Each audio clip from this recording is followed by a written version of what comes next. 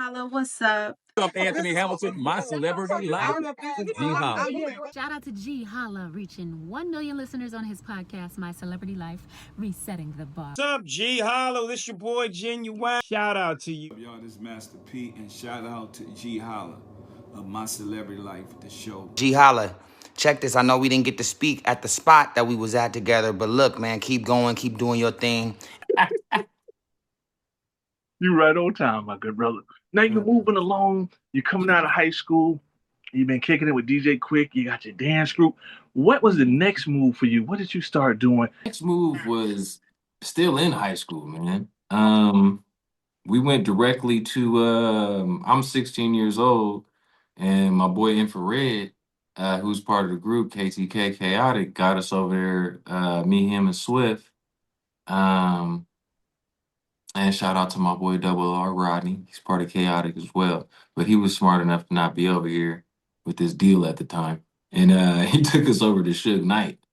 And that was when he had P. Diddy on the wall, the pink tutu picture and all that down there it's the building is Sony Red now, down in Beverly Hills. Woo-wee, man. So yeah, that was the next adventure. And then I guess to kind of segue your question and give you the answer you're looking for, after I did the whole thing with DJ Quick and the group, I decided I really wanted to work on R&B. I had gotten over my what I call street poison bug, because in the 1990s in Los Angeles, you just had to have some street representation. I don't want nobody calling me a buster. It wasn't happening. So after that, I wanted to do R&B. I really started getting into the fact that I was El Debarge Jr., and stepping away from the fact that all I wanted to do was spit bars and, be this hardcore young thug, and really started getting into my playerism. I went into the playerism before I went into the smooth, handsome man and being a gentleman. And then I learned from there that I really was more of a crooner than I thought I was. And so I started pursuing R&B, and I did my first independent project called The Lion's Den. And that was an amazing time. That's actually the song that I got to tour with my dad and New Edition and Melanie Fiona. And a lot of people have just invited me to come tour with them at the time. It was great. I had a song called Shorty, Are You Okay? And Your Love Is Real. Those were my two hits. It was after Pop. It was it was just after he passed away. I forget the exact year, but it was very close to Vanilla Ice being hung off the balcony and Pop dying. Those are the two timestamps. Horrible timestamps, but those are the two timestamps. Either because 96 is when I started, so I'm thinking it was like 97, 98, because I was in like 10th, 11th grade. Yeah, you're about right. Yeah, they still was kind of Deathrow, but it was kind of declining a little bit.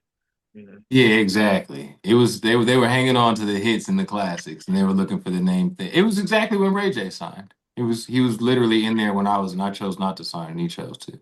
It was that exact time. Man, I didn't want to be the dude that had to get socked up on TV to stay relevant. I'm cool, man. We know Ray J from a while, like, you know what I'm saying? I don't ever talk bad about nobody, so I know he should have known from a long time ago. He should have never been in the ring. That was never his thing. That was crazy. But he could sing, man. He definitely could sing. But choices. Everybody got him. That was my boy at one time, man. Like, literally, we was running around in the same camps and everything, and life takes you apart. So I don't ever try to keep, people be like, oh, that's my man's, you know what I'm saying? And like, no, at one time, way back in the 90s, we was chilling. And I was just, I speak on things from when I know them then. No, that's real though. That's real. It's amazing, bro, how connected the industry is. Like when I learned like Ray J and Brandy is Snoop Dogg cousins, I'm like, wow, man, it's really like a 6 degree separation. It's crazy. It's a small family, bro. And then the problem in the game is like everybody's dating each other. They don't really like to step out the circle because there's that stigma that you don't want to be with someone who's not someone. I don't know why they're like that, but it ends up being even smaller of a circle because of that nature. So you have a very small dating pool, and everybody's dating the same person, and then, unfortunately, there's not a lot of marriages going on. So these people end up having multiple children with multiple people in this small circle. And next thing you know, what's up, cousin? You definitely want to know the ins and outs, the ups and downs, and the lefts and rights, man, because you get in there a lot of the times. That's why I speak on confidence so much and consistency. Because those are the things that are going to get you through not only this situation, but any situation in life. And especially in this one, you find yourself as an artist. Um, there's a lot of high lows. You get very excited over a situation, and that excitement will cause you to sometimes divulge information or accept circumstances that you normally wouldn't accept. So again, that's where the confidence comes in, and just knowing the game, and knowing what you're getting into. Not You really accepting the can. responsibility of being great. Because, like, that's a fearful thing. A lot of people don't accept their own greatness because it's going to cause them to change. So they fall in love with just being Ooh, regular. that But was a good one, man. you know what I'm saying? Hey, I learned from the best, man. You know what I'm saying? That Talk to was a me good about that. one. I went through that in high school, man. Just you try to keep yourself at a certain level so that you can stay amongst your peers and not alienate everybody. And that's part of the trading the lust for love as well.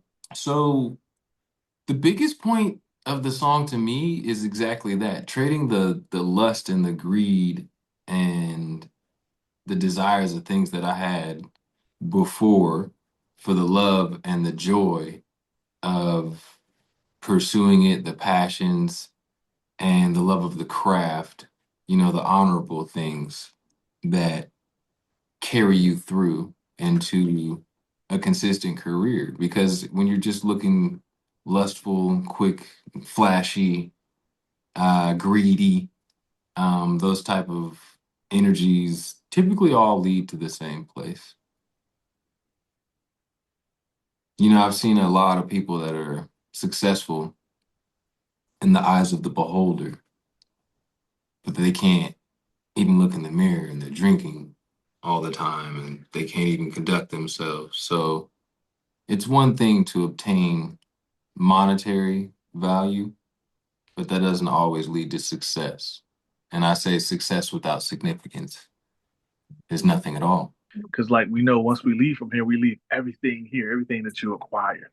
And the greatest form of wealth, like, like you said earlier, is knowledge itself, to know thyself. Mhm. That's the wealth that you carry beyond this physical dimension into the spirits, up into the upper dimensions, that you always know that I am more than what I see in the mirror. I am more than what my song lyrics are. That is just a fragmentation of who I am and this greater scheme, this greater globe of this wonderful picture that I'm building and that I'm making happen. Absolutely, man. You got to see the greater vision. That leads back into confidence again, being yourself. Especially, I'll speak directly to the people that are in music, and this will pertain to any aspect of life as well, but especially in music, as you come into this game and you start to have more success, people are going to, not people, everyone is going to know exactly what to do at every turn. And you have to have the confidence and also the discernment in order to decide what it is that you want to do. There's a lot of people, I'm not going to pick any names, that come in the industry and they're completely like this. And then you see them after their first hits, and now they're completely like, they're totally opposite. Now, I'm not going to judge them because I don't know who they are. And I don't know if they came in the game a certain way and always wanted to be that way. Maybe that was their dream. But I do know a lot of circumstances where that's not the case. So being confident in your character and believing in who you are and fighting for who you are as a person so that we don't have so many sellouts. This is a very important thing. The industry is just piles and piles of sellouts, and that's how we have these sounds that are so similar. People aren't fighting anymore. Um, we used to have legends that would be like, "Screw you, I'm not signing this deal," and they would have to come to the legend on their terms so that they can put out their music. If you don't have an artist and a person that believes in themselves that much, they're not going to fight. And if you don't fight, then you're just going to They're gonna walk into your studio session and be like, "Hey, Joe Schmo made a hit, and it sounds like did it, did it, did it. So we're gonna make you go did it, did it, did D." And literally, you just hear carbon copy after carbon copy after carbon copy, and it's not. You can't blame the music industry because us artists are the ones that are making the decisions to be that person. I'm not even going to blame the audience because the audience, they get programmed. You play a song 100 times on the radio, you go from saying I hate it to I like it. So it's up to us as the artists to be the people with the backbone and stand up for our craft. And so I think that's the most important part of that aspect. I like that, man. You sound a whole lot like Prince. You know what I'm saying? I literally who I was thinking of that whole time. That was a strong, smart, intelligent, along with Michael Jackson. Michael Yeah. Jackson was such a brilliant businessman. People talk about the Beatles, but he owned the catalog of most of the people in the industry. It was worth like what 6.6 billion before he died. Yeah, don't get me started on that one. Yeah, Man, there's a reason for that season, man. Yeah, I am a Prince. No, I've only met him in passing. His aura was out of this world. I remember that. I just remember being like talking about confidence, talking about being assured of who you are as a person and an artist. Um, Even more so, I dare say, than Michael. I feel like Michael had the bigger impact, and they were very neck and neck. But I feel like you could see questions in Michael's eyes that you couldn't see in Prince's. Prince was just like, "This is me. I'm him. That's it. Period." And Michael did that. Like when he was on the stage, that's when you saw no questions in his eyes. But in life, Michael's a little different. he was starting to reveal when he started talking about the Mm. chemtrail. Because Yeah. most artists like yourself, you try to keep away from the political and too much, not into the spiritual, making the Mhm. music. But when that soul hits you, and it's like, nah, it's time. You did that. Mhm. I want you to awaken my people. Like you said Yeah, he earlier, was fantastic with that, man. He came out when he had his afro. He was going through that whole time. I remember that whole movement he went through, man.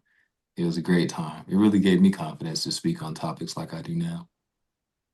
I see your evolution coming too. The music gonna be bomb, but when they really sit down and get a real, true taste of who you are, they souls gonna open up. You're gonna unlock some components into people they ain't even know that they was capable of. That's all God wants, man. That's really all he wants from me. So when he gives me the platforms, I try to deliver the messages. I don't want to be a parrot.